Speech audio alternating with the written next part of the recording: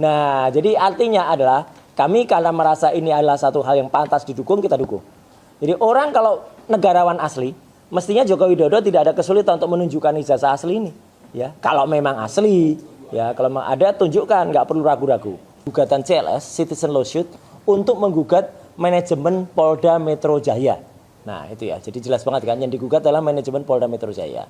Dan kemudian itu berjalan, tiba-tiba di tengah jalan tadi yang diceritakan Pak Yasena tadi, wah ada rombongan orang-orang yang awalnya mengatakan kami 1000 pengacara, ya akan datang. Dikomandani oleh orang yang kita kenal lawyer merah ya. Mawar merah ya. Wah, biasanya pakai rambut kuning juga dia. Sering pakai pernah tampil di TV talk show dia pakai rambut wig kuning gitu ya. Nah, yaitu Pitra Romadoni. Ya, itu ada di balik itu. Penggugatnya tadinya namanya Andi Kurniawan.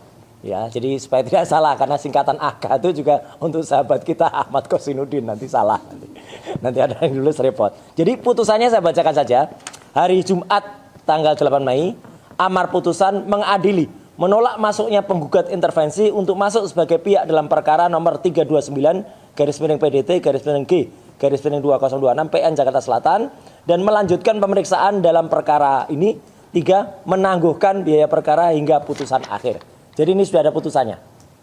Jadi jelas ya, ini ada ikot di Pengadilan Negeri Jakarta Selatan. Clear sekali putusan selah hari ini ya, hari Jumat tanggal 8 Mei. Jadi sidang CLS lanjut. Sidang CLS yang diajukan oleh para Purnawirawan TNI lanjut ya, terbebas dari gangguan-gangguan rayap-rayap yang nggak jelas ini ya, oknum-oknum nggak jelas ini ya, itu yang dia kemudian ini nggak jelas. Kalau beliau-beliau itu adalah orang yang ada hubungannya dengan Polda Metro Jaya, silahkan gitu ya. Ini siapa dari nggak jelas dari padepokan mana tiba-tiba datang rombongan dan itu 2 kali loh ganggu sidang. Saya sendiri jadi saksi ketika ganggu itu. Maksudnya mendesak ketika datang ditanya surat kuasanya nggak ada. Yang kedua kemudian kartu apanya nggak dibawa. Gimana bisa orang mau sidang kok nggak bawa identitas ya? KTA-nya nggak dibawa. Masih mending KTA-nya tidak dibekukan ya. Kayak Sopo itu yang KTA-nya dibekukan. Dibekukan tuh kayak gigi, kalau sudah dibekukan nanti cabut gitu ya. Nah itu. Ya itu yang pertama ya. Jadi kami sangat mendukung. Terima kasih sekali lagi untuk Purnawirawan TNI dan juga untuk para lawyer yang di bawah Tokham yang kemudian menyampaikan. Tokham juga berada di sini juga. Jadi artinya ada tim pembela Dr. Tifa, ada Tokham, ada Troya yang ada di sisi sini.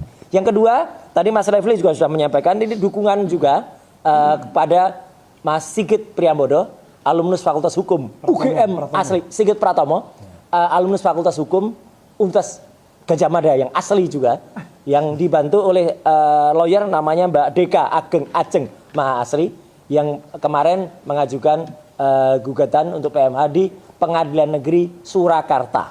Ya gitu. Jadi kenapa? Karena ini tujuannya sama, ini menarik. Persis seperti apa statementnya Pak Yusuf Kalla. Percaya, masih gitu percaya ijazahnya asli. Tapi tunjukkan. Nah, jadi kalau asli, ya harusnya berani tunjukkan. Kalau udah ditunjukkan, nanti biar diperiksa oleh para ahlinya. Nah, itu baru betul. Ya, nggak cuma tunjukkan gitu saja ya. Nah, jadi artinya adalah kami karena merasa ini adalah satu hal yang pantas didukung, kita dukung. Jadi orang kalau negarawan asli, mestinya Joko Widodo tidak ada kesulitan untuk menunjukkan ijazah asli ini. Ya, kalau memang asli, ya kalau memang ada tunjukkan, nggak perlu ragu-ragu. Yang ketiga, kami perlu menyampaikan dukungan dan rasa apresiasi kami untuk yang tadi pagi jam 10, ya, kemudian mengajukan juga permasalahan di Pengadilan Negeri Tata Usaha Negara, ya, yang ada di Petun, yaitu teman-teman Bon Jowi, bongkar ijazah Jokowi. Termasuk juga upaya dari rekan kita juga, Dr. Bonatua, yang sudah sebentar lagi akan melonsing buku. Judul bukunya apa? Ijazah Jokowi tidak pernah ada. Ya, nanti buku itu bisa dibeli di resellernya. Orangnya lagi datang gitu. Nah, badan besar ya. Jadi buku yang berjudul Ijazah Jokowi bukan palsu, tidak pernah ada. Ijazah asli Jokowi tidak pernah ada. Karangan Dr. Bonatua. Dan itu penelitian benar loh ya. Penelitian bukan yang penelitian pakai rotasi, translasi, yang kemudian berbelok, apalagi pesanan. Penelitian itu ternyata pesanan. Peneliti Scopus. Peneliti bukan Scopus ya, Scopus gitu ya. Ya karena dipesan. Oh Bonatua ya, kalau Bonatua peneliti Scopus asli.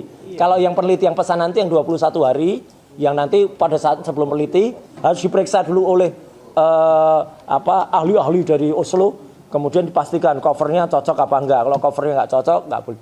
Peneliti kok melacurkan diri kayak gitu ya, aduh parah itu. Nah itu, jadi dukungan-dukungan itu sangat membantu kami ya. Nah sekarang inti poinnya adalah yang ingin saya sampaikan juga supaya tidak salah. Apa yang saya sampaikan ini adalah senada dengan apa yang terjadi pada klaster 1. Saya kemarin bersama-sama dengan klaster 1 ya, bersama-sama dengan Pak Rustam Effendi, Pak Rizal Fadila, Bu Kurnia Tirtani dengan tim yang ada di sana ya, yang ada di klaster 1. Kita sama, tidak ada perbedaan. Jangan ada yang memperadukan kita. Oh sana nggak menghentikan. Sama. Tujuannya adalah apa? Menghentikan supaya ini benar-benar hanya mengadili ijazahnya saja. Bukan untuk kemudian menersangkakan saya di sini ada dengan Dr. Tifa, di sana Bu Kurnia, Pak Rizal Fadila dan juga Mas Rustam. Jadi sama tujuan kami. Ijazah ini harus terbongkar kepalsuannya. 99,9% terbongkar. Tapi sidangnya yang mana? Sidangnya ya sidang ijazah ini. Nanti sidang CLS, nanti PMH. Bukan fitnah dan penyebaran nama baik, sidang KIP juga. Jadi bukan fitnah dan pencemaran nama baik. Itu yang paling penting. Karena apa? Ya, yang kemarin juga saya sampaikan karena juga mungkin waktunya sangat mepet kemarin ya. Saya jelaskan secara detail teknis sekali lagi bahwa semua itu kan terjadi gara-gara sebuah postingan orang namanya Dian Sandi Utama di X atau di Twitter ya. Dian Sandi Utama waktu itu memposting sebuah ijazah yang disebut-sebut itu ijazah menurut dia sebentar saya tunjukkan mana nih. Kalau barang palsu itu biasanya memang susah dicari, kadang-kadang menghilang ya, bukan yang postingannya Dian Sandi. Ini nih, nah palsu ya susah. 1 April tahun lalu Dian Sandi itu memposting di X seperti ini. Buat yang ributin ijazahnya Jokowi, ini saya tampilkan yang asli, kata dia asli.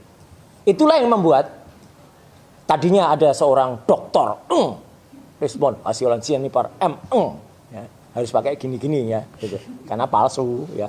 Itu meneliti. Dan kemudian ini dipastikan waktu itu dia sendiri mengatakan 11.000 triliun persen palsu. Ya, saya mengatakan 99,9%. Itu statement hukum. 99,9% karena kita nggak boleh melebihi 100%. Akan halnya respon kemudian belok, yaitu tanggung jawab dia. Ya.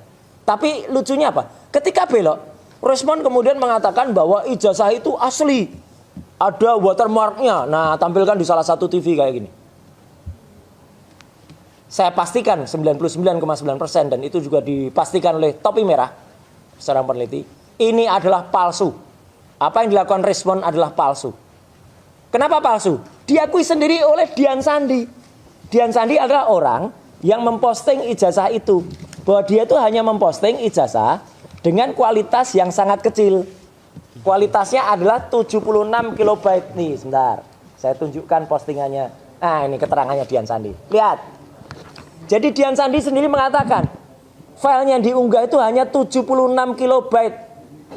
Bayangannya gampang, teman-teman. Teman-teman download gambar dari WA grup, dari WA. Gambarnya di bawah 100 kilobyte. Oke, download gambar itu, bawa di tukang cetak, ya, minta besarkan seposter, apalagi sespanduk, pecah nggak gambarnya? Pecah, nggak akan muncul yang namanya watermark, apalagi muncul dengan Gajah Adam atau apa ya, nggak akan. Jadi Dian sendiri mengetahui, itu belajar dari mana kok bisa muncul? Iya, berarti filenya bukan dari Dian Sandi. Jadi jelas banget ya apa yang disampaikan oleh saudara dokter omon-omon itu palsu. Dan terakhir, hal teknis saya sampaikan, saya ulangi lagi. Ijazah itu tidak bisa terbit ijazah saja tanpa adanya skripsi. Dan skripsi itu saya pegang langsung, skripsi itu. Di tanggal 15 April tahun 2025 yang lalu, bersama dengan Dr. Tifa, bersama dengan respon waktu itu juga, di ruang 109 Fakultas Kehutanan. Ini bukan fotokopi loh. Sebuah buku bertuliskan skripsi, diserahkan oleh Wakil Rektor 1, Prof. Wening Udaswara. Saya pegang langsung, resmi. Belum penemuan dari 709. Nah, belum penemuan dari 709 bukti yang mau dikejar nanti. Dari sini saja sudah tampak kepalsuannya. Karena apa? Karena kertasnya nggak sama. Kalau teman-teman lihat di kertas ini ada kertas yang kuno, kertas asli dari skripsi ini yang luwuk kertasnya. Di situ masih terus Dr. Insinyur Ahmad Sumitro. Sedangkan di halaman pengesahannya, kertasnya masih bagus, putih. Tertulis Profesor Dr. Insinyur Ahmad Sumitro. Di buku yang sama, tertulis Profesor, tertulis Doktor. Kalau bukunya beda, oke. Ini bukunya sama. Dan Profesor Dr. Insinyur Ahmad Sumitro itu baru dikukuhkan jadi profesor itu bulan Maret tahun 86. Ini tertanggal skripsi ini tertanggal November 85. Jadi orang November 85 sudah ditulis profesor padahal belum profesor. Nggak bisa. Ya. Dan ini nggak ada lembar pengujiannya. Itu sudah berkali-kali saya sampaikan. Lawyernya selalu mengatakan ada lembar pengujiannya terpisah. Skripsi kalau lembar pengujiannya terpisah itu skripsi dari Universitas Ruko atau mana gitu ya. Ya, Konoha itu. Dan satu lagi yang telak banget. Putri Profesor Dr. Insinyur Ahmad Sumitro menyatakan nama ayah saya yang benar adalah Profesor Dr. Insinyur Ahmad Sumitro pakai U. Ini tanda tangannya. Tanda tangannya beda banget dengan tanda tangannya Profesor Ahmad Sumitro yang ada di sini. Ini tanda tangan siapa? Ya. Jadi Mbak Aida Greenberry atau Aida Astuning Putri, kebetulan Mbak Aida Astuning Putri itu adalah teman seangkatannya Dr. Tifausia Tiasuma. Semua itu tidak ada yang kebetulan. Semua itu sudah ada petunjuk ya dari Allah Subhanahu wa taala. Jadi mereka berkomunikasi. Clear banget penjelasan Mbak Aida yang sekarang namanya menjadi Mbak Aida Greenberry. Karena Mbak Aida Greenberry itu menikah dengan seorang warga negara Australia, ada di Sydney.